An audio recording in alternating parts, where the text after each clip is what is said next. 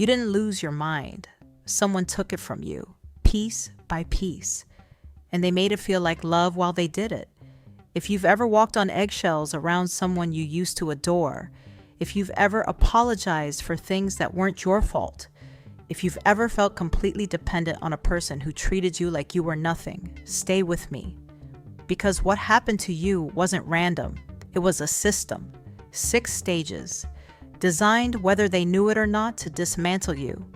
Most people who've been through narcissistic abuse don't even know what stage they're in.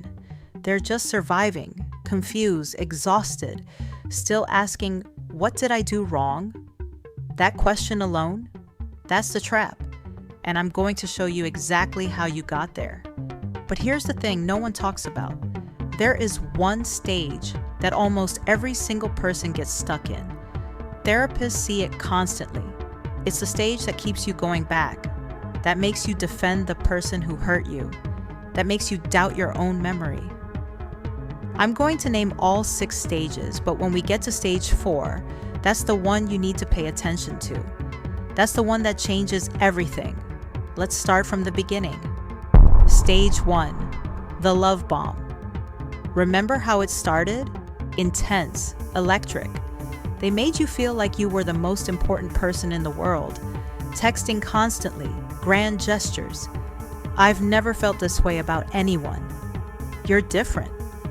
I've been waiting my whole life for someone like you. That wasn't love. That was a setup. Love bombing is deliberate, conscious, or not. It floods your brain with dopamine and oxytocin. It creates attachment before trust is actually earned. It is literally chemically similar to addiction. And just like a drug, what comes next is withdrawal. They gave you the highest high. Now they own the supply. Stage 2, the pedestal. Stage 2 is subtle. You're still glowing, but they've started putting you on a pedestal not to honor you, to set you up to fall. They idealize you, tell everyone about you, call you their soulmate publicly. What's actually happening is they're building an identity around you that they will use against you later. I thought you were different. You used to be so amazing. Sound familiar? That's the pedestal being kicked out from under you. Stage 3, devaluation. Here's where the mask cracks. Small criticisms, hot and cold behavior. You do something right, they ignore it. You make one mistake, they explode. They start comparing you to others, pulling back affection as punishment. You find yourself working harder and harder to get back to who they were in stage 1. This is intentional. Whether they're fully aware of it or not, devaluation keeps you chasing. It creates anxiety and hyper-focus on them. Your entire nervous system starts organizing itself around their moods. You are no longer a person. You are a resource they are managing. Okay, I need you to pause here for a second, because what I'm about to tell you, stage 4, this is the one. This is what every survivor I've ever spoken to says was the hardest to see, because it doesn't feel like abuse, it feels like hope. Stage 4, the cycle, the one you're stuck in. The slot machine effect is called intermittent reinforcement, and it is the single most psychologically powerful tool a narcissist uses. Here's how it works. After devaluing you, they come back. Sweet, apologetic, the person you fell in love with. They call it making up. They might even call it growth, but it's not consistent. It comes and goes. And that unpredictability, that random reward schedule, is the exact same mechanism used in slot machines. In gambling addiction, your brain doesn't know when the kindness is coming, so it never stops waiting for it, never stops hoping. You stay. You explain away the bad. You hold on to the good. And every time they're sweet again, your brain fires like you just won the jackpot. This is why you can't leave. Not because you're weak, because you are chemically bonded to hope. Stage 5, isolation. By now, you've probably already been quietly cut off from the people who could help you. It didn't happen all at once. Maybe they didn't like your best friend. Maybe family dinners became tension-filled. Maybe you just stopped reaching out because everything was too complicated to explain. That's stage 5. Isolation. It narrows your world down to them. They become your only mirror. When they break that mirror, you stop seeing yourself entirely. You only see the version of you they've created, your only source of reality. And a person who controls your reality controls everything. Stage 6. Discard. And then, when you're depleted enough, or when they find a new source of supply, they let you go.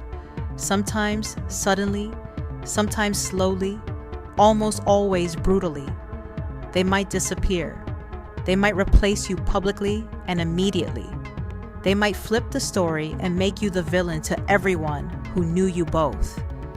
And here's the cruelest part. You will still mourn them, because you're not mourning who they actually were. You're mourning who they pretended to be in stage 1. You're grieving someone who never existed. Here's what I want you to take from this. What happened to you wasn't a failure of your love. It was a failure of their character. You didn't miss signs because you were stupid. You missed them because you were targeted specifically because of your empathy, your loyalty, your capacity for love. Those are not weaknesses. Those are weapons that were used against you. And the moment you stop asking, "What's wrong with me?" and start asking, "What happened to me?" that's when healing actually begins. The fact that you're still here, still searching for answers, means the part of you that knows something was wrong is still alive. That part is right. That part is where you start. If you recognize yourself in any of those stages, especially stage 4, I want you to do one thing. Not therapy, not a long list. Just save this video. Watch it again when you start to doubt yourself, when you wonder if you're overreacting, when you feel the pull to go back. And if you know someone who's in it right now, someone you've been worried about, share this with them. Not with a lecture, just, "I thought of you. Watch this." Because sometimes people can't hear it from someone who loves them, but they can hear it from a stranger on the internet who just described their life in 7 minutes. Next video drops May 8th, and if you thought today was heavy, this one is going to hit harder. It's called DARVO, and it's the reason why, when you finally tried to call out the abuse, you ended up apologizing for it. They didn't just hurt you. They flipped the entire story, made you the villain, made you doubt what you saw with your own eyes. That video is going to explain exactly how that happened, word by word, move by move. May 8th. Don't miss it. Hit subscribe if you want more of this. Real talk, no fluff, no toxic positivity. Just the truth about hard things. I'll see you in the next one.